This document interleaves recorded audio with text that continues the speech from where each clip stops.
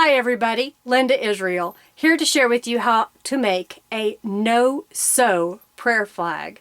You've probably heard of prayer flags, you probably have even thought about making a prayer flag, but you didn't know how to sew, you may not have had a sewing machine, and you were daunted by the task, how to make a prayer flag. Well, today I will show you how to make a no-sew prayer flag without any sewing whatsoever. What I did was use some things that I had on hand, and hopefully by the end you'll be inspired to make one much like what I did. So come along and watch and be inspired to create and to dream. I have here a piece of fabric that I ripped from a larger piece.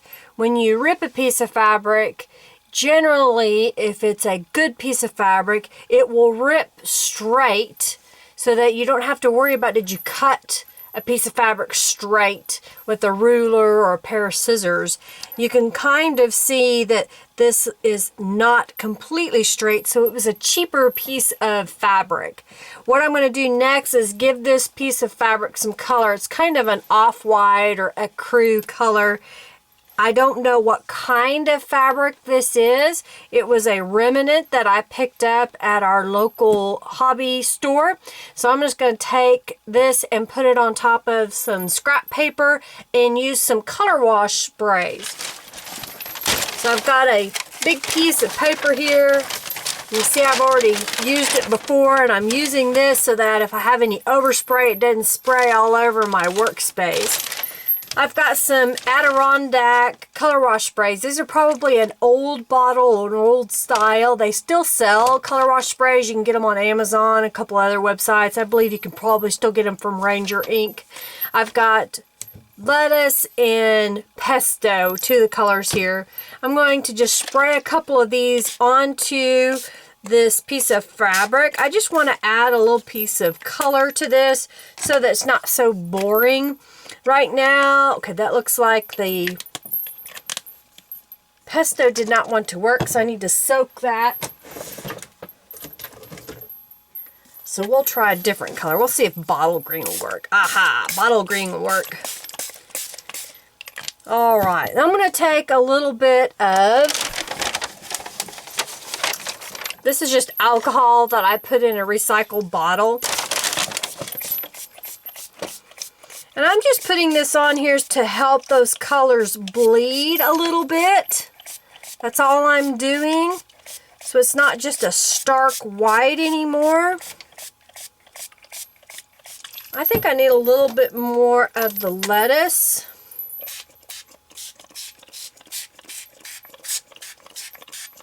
All right. I'm going to use my heat tool to heat this up a little bit. You could use a iron to heat this up. This is my Ranger Heat It tool, so it's not near as noisy as some heat tools. Some people like to make these prayer flags or just a gypsy prayer flag as something to hang temporarily, because basically it's a fleeting item. It's something that is going to have a memento on it, and that concept is this is to be released into nature, to put good vibes around. I'm going to let this dry a little bit. I'm going to set this aside and show you what I'm going to put on top of it. I've done other videos where I've showed you how to take a master board. That's where I take a piece of scrap paper and then I tear up all kinds of my scrap papers and make a master board. I've cut out a heart here. I'm going to use that and put that on my flag. I've also picked up a few other little embellishments here. I found a stick in the yard. For those of you that don't know, Oklahoma here not too long ago had a severe ice storm and a lot of trees were down, so we have lots of twigs all over our yard. I've also got some charms. I don't know if I'm going to use those or not, but I thought I'd get them out. I've got a couple of rubber stamps as well. So I'm going to use some of those items on my project here. All right, I'm going to lay out my flag here. I'm going to use this little stamp just to give some different design around the edges. And how I'm going to do is I'm going to ink this up using some acrylic paint and a brayer. So what I've got is just a piece of cardboard, and what I do is I'll squeeze out just a little bit of paint. That's a lot of paint. Probably more than I need. But I'll just squeeze out a little paint so it's loaded up on my brayer. And then I'm going to roll it over my stamp a couple of different directions. And then I can stamp directly onto my fabric. And it may be hard to see in this light, but it makes a really nice impression on the fabric. I'm not really concerned about the longevity of this. If I was, I would use a crafter's paint. I would mix a fabric medium with it so that I know that it'll have nice flexibility. I don't have to worry about it washing out. But since this is just going to be outside hanging, I'm not really worried about how long this lasts or what it's going to end up looking like.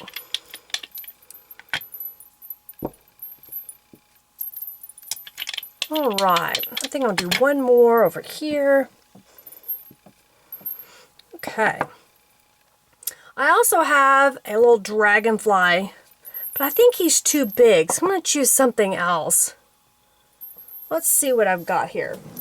I've got a little butterfly that might come out. We'll see how it looks. If it doesn't turn out, I'm going to stamp him in the middle, and I'm going to end up putting something over it if it doesn't turn out very good. Oh, that'll be all right. So we'll stamp this a few times.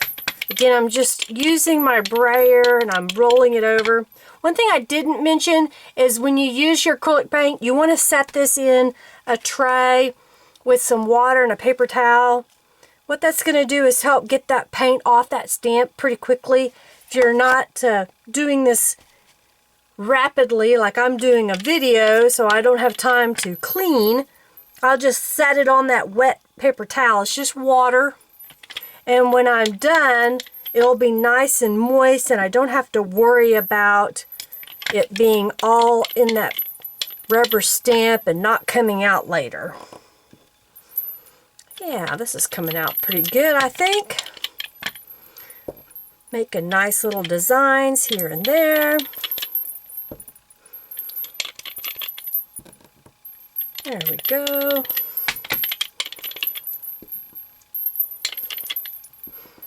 All right, that's probably more than I need.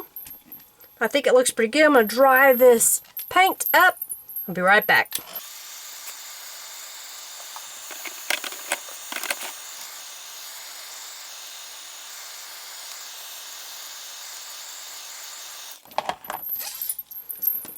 All right.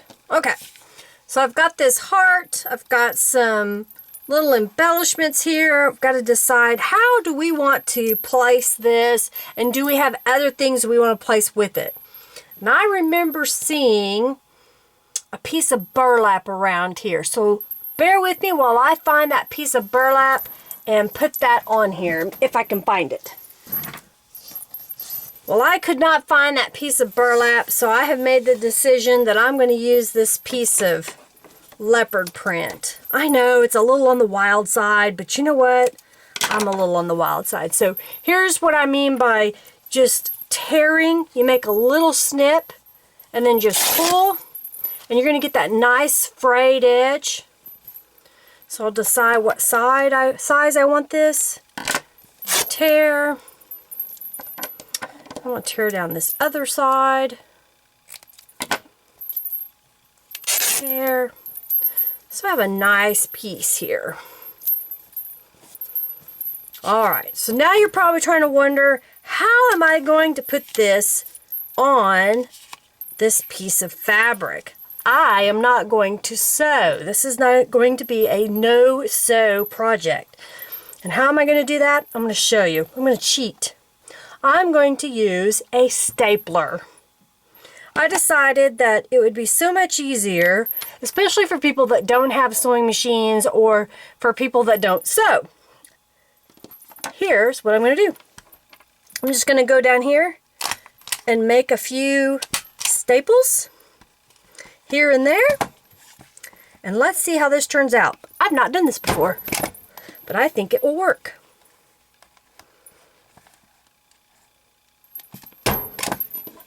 Now, I will add a little bit of crafter's glue underneath here, just so it has a little bit of tooth and kind of helps it a little bit. It won't flop around too much. And I just use Aleene's tacky glue. It's one of my favorite glues.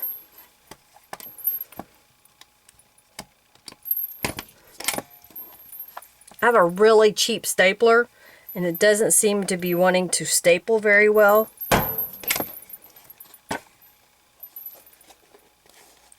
But I think it's coming out.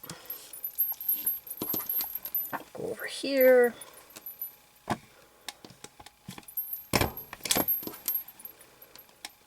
That may be why my husband gave me this stapler, because it was cheap.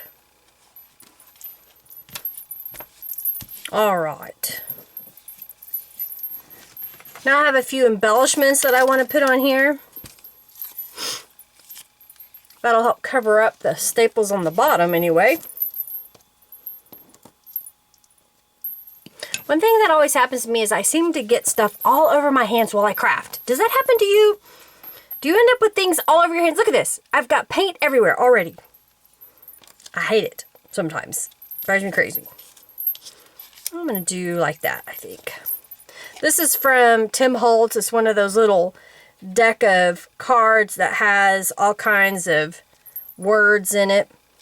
I just thought that would be appropriate for saying you want to dream on your prayer flag. I'm going to use some glitter glue if I can find it.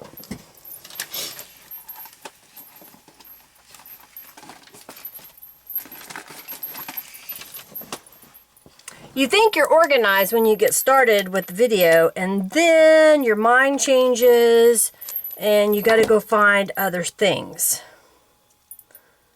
All right.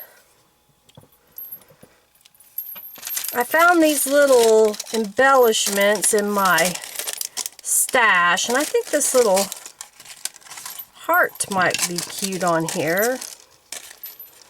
Let's see.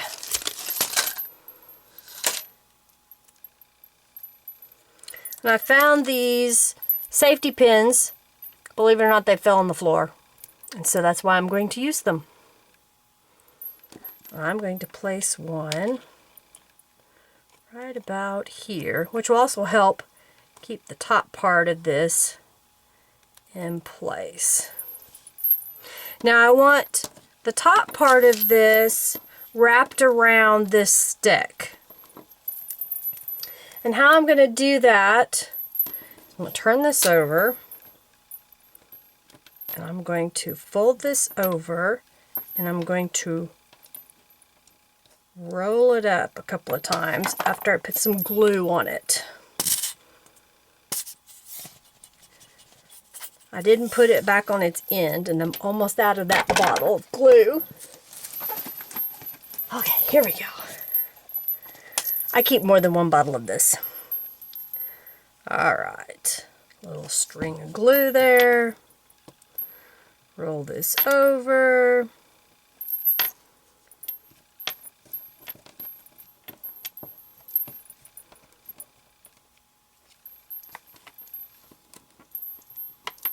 Alrighty, we're getting there. And then I have some twine.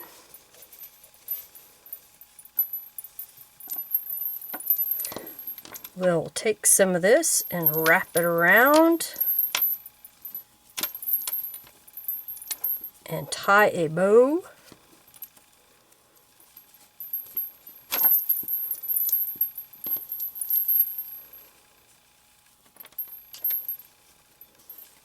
And then go on the other side, leaving a tail. Wrap it around.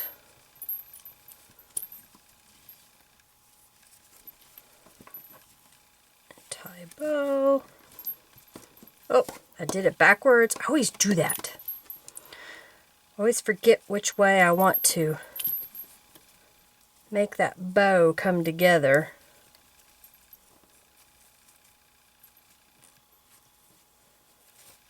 All right.